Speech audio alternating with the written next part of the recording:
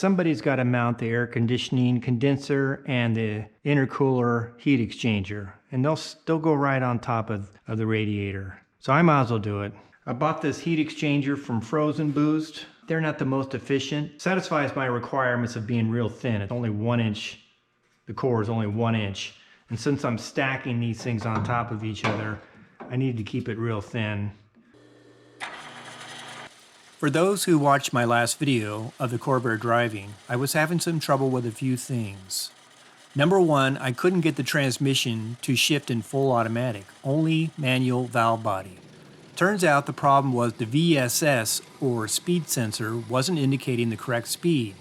At 35-40 mile an hour, the sensor was only showing about 7. So it wouldn't shift because it's not programmed to shift at 7 miles an hour. I tricked the sensor by adjusting the speed in the Holley software using the final drive ratio. Instead of the 311 gear, which the 4T80 has, I changed it to a super high ratio of 0.8 to 1. If that was a real ring and pinion, the pinion gear would be bigger than the ring gear. Anyway, with the speed indicating pretty close to actual speed, it shifts fine in full auto. Yay! All I did was plug the Holley X-Max into the 4T80 and it works with no other alterations besides the VSS calibration. I will note that mine is the earlier trans and that the later trans may be different.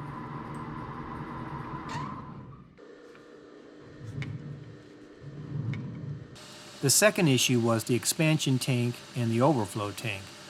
What was going on was that as the engine went through its heat cycle, it would drain the expansion tank and overfill the overflow tank. It would basically just siphon from one to the other. What I did was eliminate the expansion tank altogether and just run an overflow tank. It can't siphon from one to the other because there is only one tank.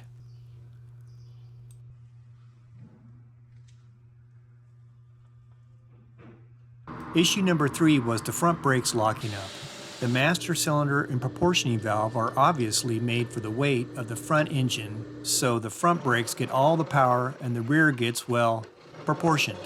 What I decided to do is switch the brake lines that go from the master cylinder to the proportioning valve. This way the proportioning valve works the front brakes and not the back brakes.